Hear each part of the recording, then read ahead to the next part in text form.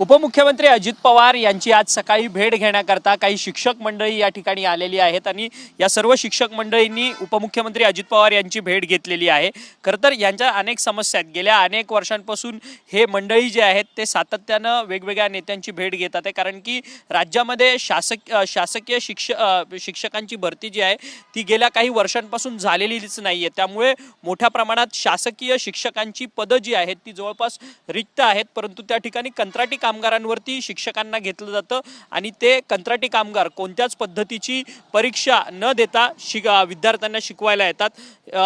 हे शिक्षक मात्र सीईटीची परीक्षा देतात आणि उत्तीर्ण होतात आणि त्याच्यानंतर देखील त्यांना कामाला घेतलं जात नाहीये, त्याची जाहिरात निघाली जात नाहीये या परीक्षाच्या संदर्भात।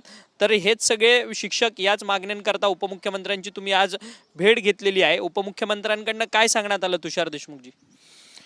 तर सर्वप्रथम मी माध्यमांचे आभार मानतो की माध्यमांनी वेळोवेळी आमची दखल घेतली आहे, परंतु आपण बघताय TV9च्या माध्यमातून 28 आणि 29 ऑक्टोबर रोजी मुंबई येथे नुकतेच आम्ही 20 दिवसापूर्वी आंदोलन केले।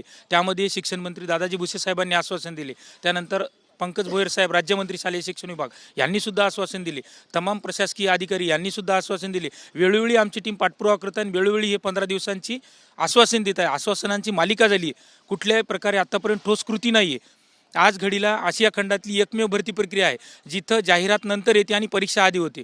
आज घडीला 4.5 महिन्यांचा कालावधी उलटून गेलाय, फक्त नोंदणी प्रक्रिया सुरू झाली नाहीये। दुसरीकडे फक्त कुठल्याही बाबतीत आश्वासने, जाहिरातबाजी आणि केवळ घोषणा याशिवाय या सरकारकडे कुठलंही नाही आहे। आणि दुसरी एक खेदाची बाब मी इथं नमूद करावीशी वाटते, महाराष्ट्रातलं हक्काचं शिक्षण मराठी शाळा बंद होत आहेत। 18,000 शाळा, 75,000 कंत्राटी शिक्षक, अशा स्थितीने या महाराष्ट्रातील शिक्षण व्यवस्था धोक्यात आणण्याचं काम या राज्य सरकारने केले। कॉर्पोरेट क्षेत्राच्या घशात मराठी शाळा घालण्याचं काम करतंय। ही महाराष्ट्राची अस्मिता आहे, मराठी शाळा आणि मराठी भाषा। ती जर पुस्तकातच उरली तर उद्या महाराष्ट्र हा खपून घेणार नाही। यांना सडेतोड उत्तर दिल्याशिवाय आता कुणी शांत बसणार नाही। खरं तर तुषार देशमुखजी, तुमच्यासोबत असे किती शिक्षक आहेत ज्यांनी खरं तर शासकीय परीक्षा पास केली परंतु त्याची जाहिरात येत नाही, त्यामुळे त्यांना कामावरती घेतलं जात नाही?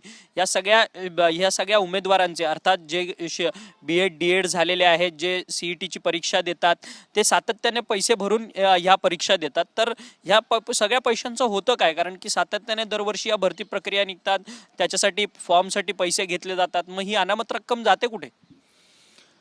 एकमेव महाराष्ट्र सरकारने आणि किंवा या सरकारने तरी मला जाणीवपूर्वक इथं नमूद करू इच्छितो की यांनी प्रत्येक विभाग महसूल असेल, तलाठी असेल, पशुसंवर्धन असेल, DMER असेल, इव्हन ऑल आणि शिक्षक भरतीसारखा महत्त्वाचा विषय असेल, महसूल गोळा करण्याचाच उद्योग उभारला आहे। यातून बेरोजगारांना किंवा महाराष्ट्रातल्या जनतेला कुठलाही फायदा नाही आहे। आत्तापर्यंत या शिक्षक भरतीमध्ये प्रामुख्यानं 2,11,000 मुलं अभियोग्यता, बुद्धिमत्ता चाचणी, TET, CTET ह्या तिन्ही परीक्षा उत्तीर्ण असलेले उमेदवार आहेत। आणि तुम्ही बघताय सगळेजण, कालचाच अधिवेशनात मुद्दा गाजलाय, विविध आमदारांनी सभागृहाच्या पटलावर विषय ठेवलाय। 75,000 कंत्राटी शिक्षक आहेत, याचाच अर्थ राज्यामध्ये 75,000 रिक्त पदे आहेत। मग ही सर्व मुले राज्यातली 2,11,000 पात्र मुले आहेत, तर यांना पात्र मुलांना बेरोजगारांच्या न्याय देऊन, यांना शिक्षक म्हणून नियुक्ती देऊन महाराष्ट्रातल्या तमाम लाखो विद्यार्थ्यांना परिपूर्ण आणि गुणवत्तापूर्ण शिक्षण द्यायला कुठली अडचण निर्माण होतीये? तर हे सगळे शिक्षक आहेत, आता ह्यांनी हे सगळे तरुण जे आहेत ते सध्या काम करताना पाहायला मिळतात। तुषार देशमुखजी, नक्की ही अशी सगळी दयनीय अवस्था आहे, सरकार का म्हणजे ढिम्म पडलंय हे सगळे निर्णय घेण्यामध्ये?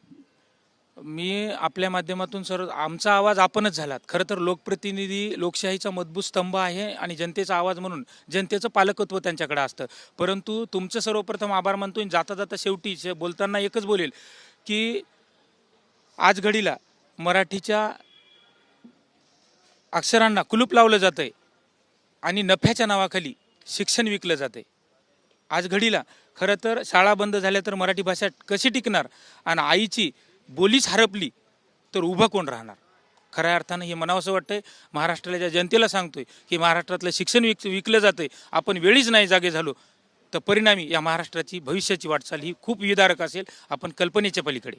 धन्यवाद. तुम्ही एवढी विदारक परिस्थिती तुमच्या या सगळ्या शब्दातून व्यक्त केली. खरं तर हे सगळे तरुण आहेत आणि या तरुणांचं वय आता सध्या वाढत चाललेलं आहे आणि त्यांच्या हातात काम नाही आहे. मुळात तर हीच ह्या सगळ्या तरुणांची खंत आहे. एकीकडे बेरोजगारीचा डोंगर दिवसेंदिवस वाढत चालला आहे आणि दुसरीकडे मात्र श्रीमंत अजून अधिक श्रीमंत होत चाललेला ही दरी जी आहे ती आपण सामाजिकदृष्ट्या सध्या तरी बघू शकतो. परंतु राज्याचं शिक्षण व्यवस्था जी आहे ती संपूर्ण कोलमडलेली आहे आणि हे सगळं राज्याचं शिक्षण व्यवस्था जी आहे ती कॉर्पोरेट लोकांच्या हाती जाते का अशी भीती जी आहे ती आता सर्वसामान्य नागरिकांना आणि या जबाबदार शिक्षकांना लागली आहे. त्यामुळे हे स्वतः शिक्षक आता आंदोलक बनलेले आहेत. जे शिक्षक विद्यार्थ्यांना ज्ञान अर्जनेचं काम करतात ते स्वतः आता आंदोलक म्हणून या सगळ्या भूमिकेकरता रस्त्यावरती उतरलेले आहेत आणि जोपर्यंत ही सगळी व्यवस्था सुधरत नाही तोपर्यंत आमचा लढा जो आहे तो कायम राहील असं जे मत आहे ते या सर्व शिक्षकांनी आपल्याशी बोलताना व्यक्त केलेलं आहे.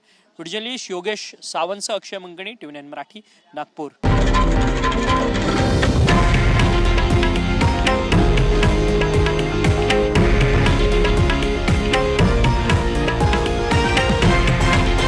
हे आहे देशातील नंबर 1 न्यूज नेटवर्क आणि आपण पाहत आहात TV9 मराठी, एकमेव.